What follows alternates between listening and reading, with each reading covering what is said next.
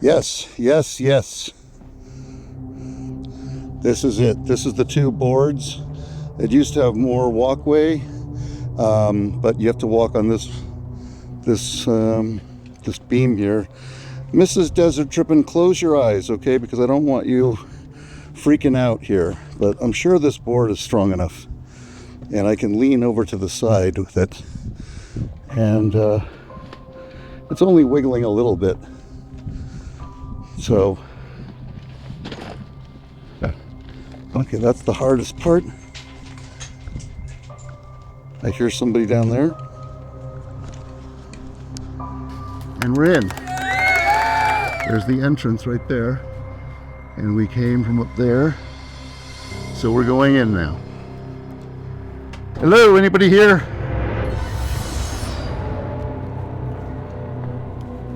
Okay.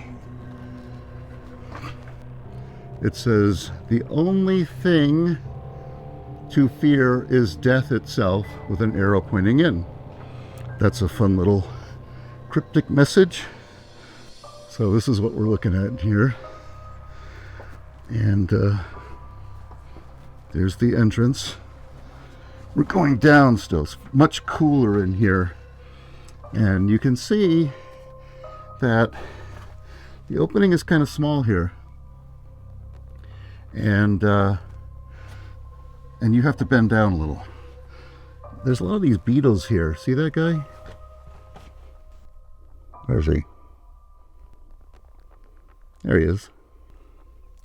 Yeah, there's beetles like that all throughout here. But we're going to go wide and we're going to go in here. And hopefully we get footage this time. Get a little taller there. This wall looks like it was reinforced. There's a cave and a ladder that goes up that way. I'm not sure where that goes.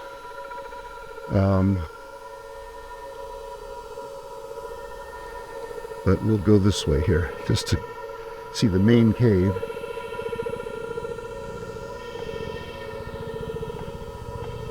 Still bending over a little bit. Now I can stand up and you can look up here. There's light coming through here. And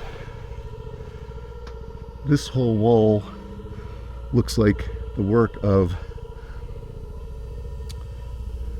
Harry Miller, aka Chief Crazy Thunder. And I'm going to stop every few feet and let's turn this off for a second. Turn this off for a second. Look at that. That's very cool. This is what it looks like without any headlight on. And we came from back over there. So I'm glad I have the headlight. If only to see any reptiles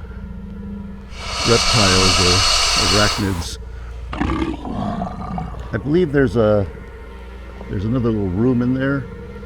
I think they built this to approximate what a authentic Indian tribe might do if they were building a structure inside of a cave.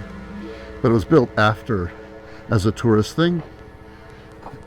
Harry Miller, he claimed to be a full-blooded Cherokee, but with the name Miller, doesn't sound like he really was full-blooded. We're going to talk about Harry Miller a little later. I have some theories.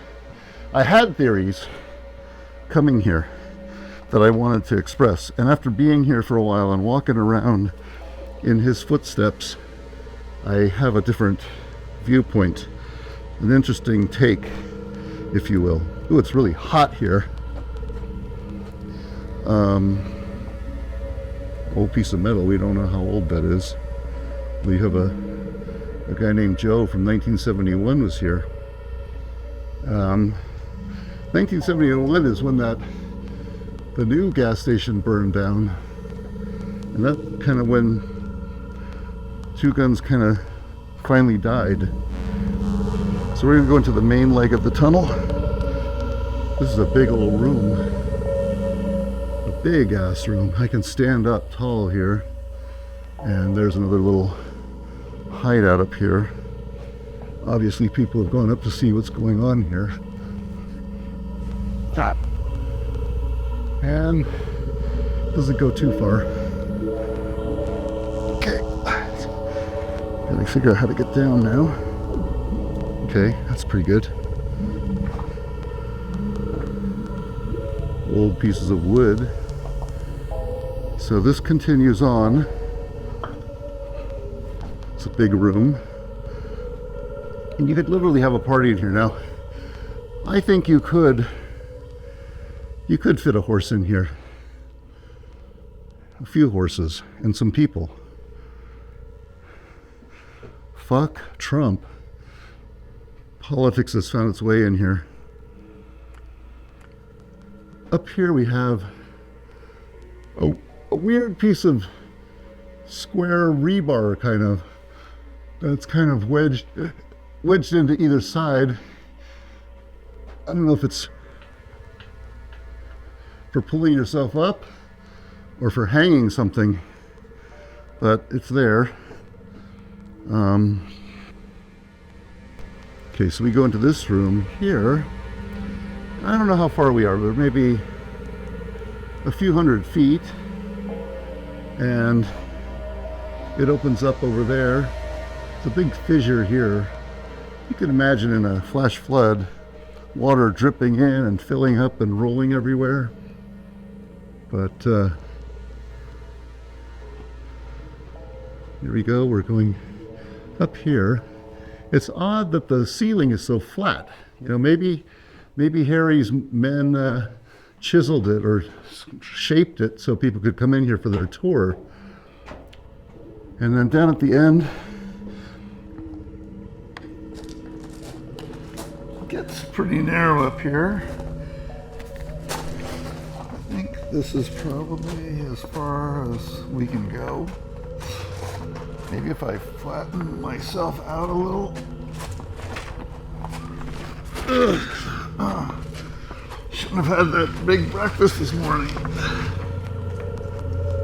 It's pretty tight. No, I'm too big of a man. I'm too big. So let me see if I can angle this light differently.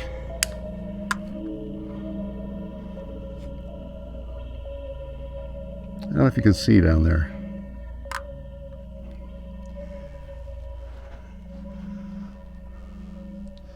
It goes on, and I think somebody else from YouTube had explored here, and it was a smaller woman, and she was able to get up there, make that turn, go maybe another 25 or 30 feet, and she couldn't go.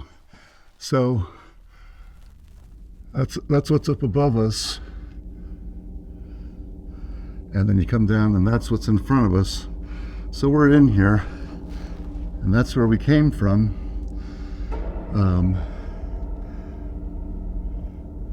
Mrs. Desert Trippin would be so angry right now. So please don't tell her I came in here. Sometimes you see bats, but I don't see any right now. So, turning the camera around.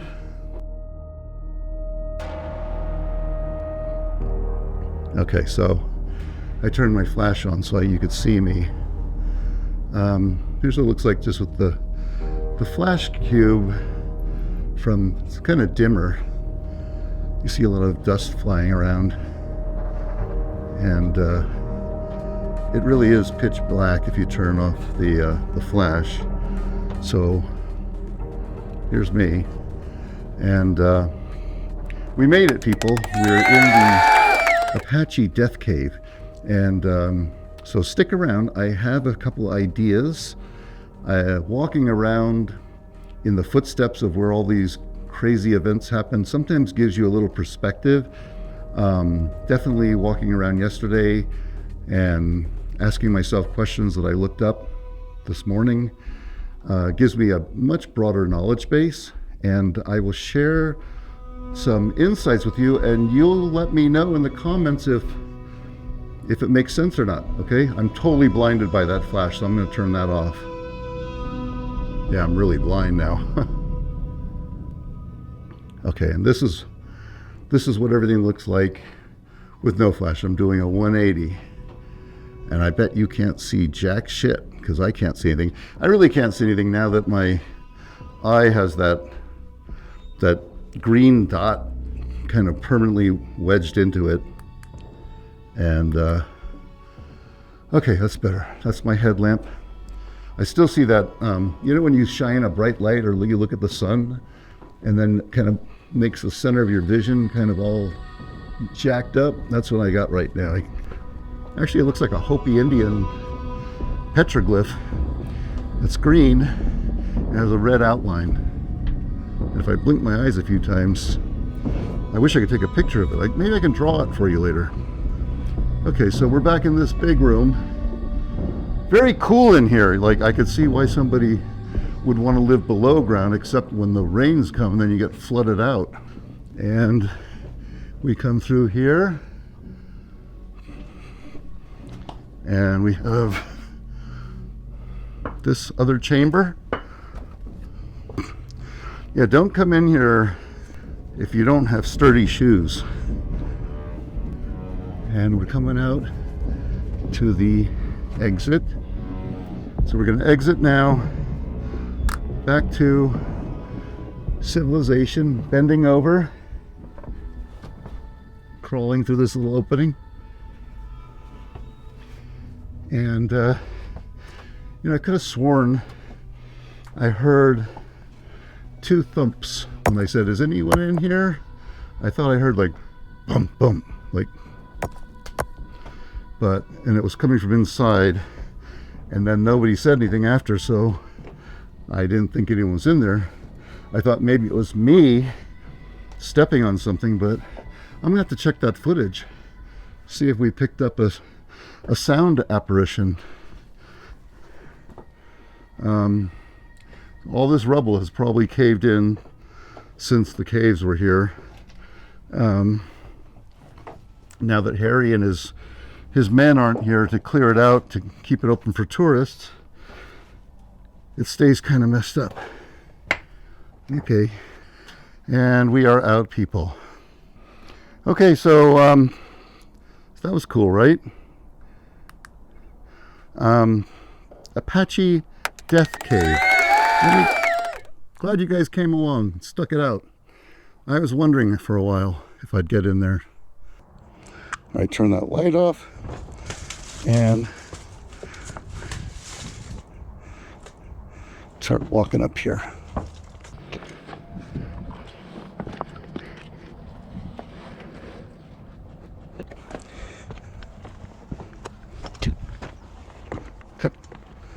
Make sure you don't put your hands in a hole where a scorpion might be.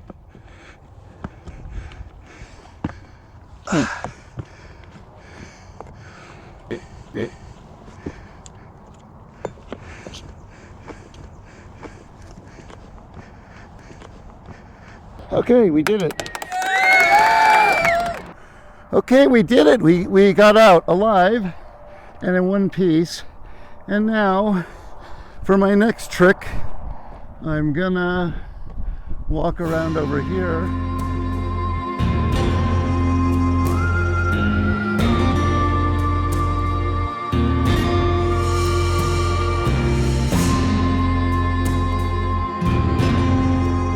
If you look on YouTube, there's a few videos about Two Guns and the Apache Death Caves. And if you dig deeper and you go online, there's a lot of opinion pieces and articles about it. It's a pretty popular topic. And generally speaking, the legend is that right over here, right in that area, supposedly some Apache warriors were hiding after they had slaughtered a Navajo village. They took 3 young girls hostage, but they killed everyone else. And they found a place to hide down in a cave right in that area. And when the other Navajo came out to do battle, it's as if the Apaches had just disappeared into thin air. By chance, the Navajo trackers felt some warm air coming up out of the cave, and they heard some talking. And they figured, oh, the Apache must be hiding down in the cave somewhere. So they staked it out, and apparently they killed 2 guards at the mouth of the cave. And then supposedly they were negotiating some kind of a settlement with another another Apache guy who came out. And he said, please don't kill us all. And the Navajo said, well, if you give us the 3 girls back, then we'll talk. And I guess the look on the Apache guy's face just told him that the girls were dead, apparently tortured and raped to death. Again, according to legend,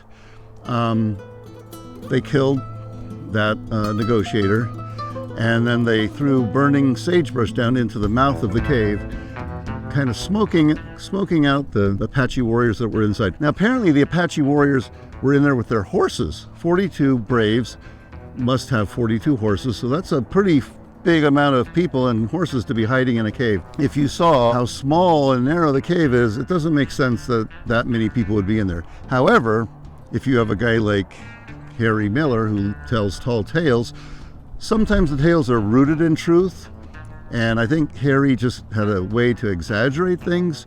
This whole canyon was used as a hiding place and a battleground for the Apache and the Navajo for centuries. And I'm sure there were many battles in here and fights.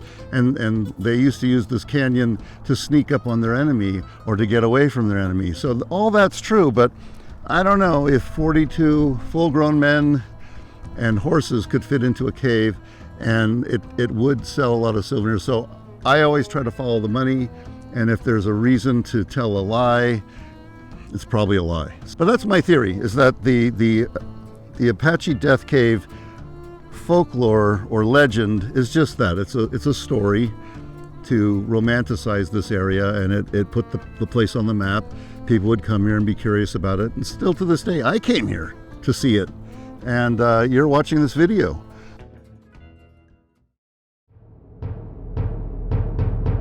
Well, okay, people, we've done a lot of exploring here. We've actually gone through this place more than twice, and it's wonderful. Every time I've walked through it, I've seen new things.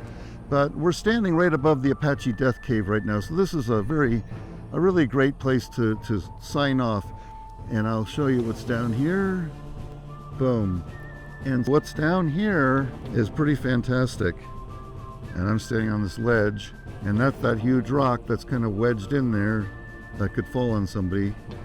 So that's the Apache Death Cave. That's that lit area, and it continues down that way. Well, yeah, I got a little dizzy just looking over there, and you definitely don't want to fall in there. So I'm going to sign off here. This is the perfect place to say goodbye. So, without any further ado, this is Joe Bowie, live at the top of the Apache Death Cave in Two Guns, Arizona, hoping you have enjoyed this video, and if you have, please subscribe. And I'm gonna say goodbye, and thank you for desert tripping with me. Over and out in 3, 2, 1!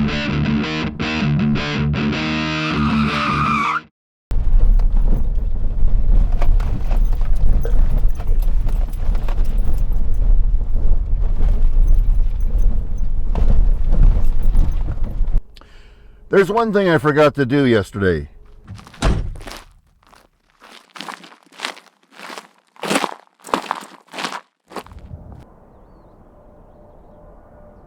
Harry Miller! Harry Miller! Harry Miller, are you here? I think you preferred being called Chief Crazy Thing. So Crazy, if I can call you that. I wanted to stop back here and say thank you.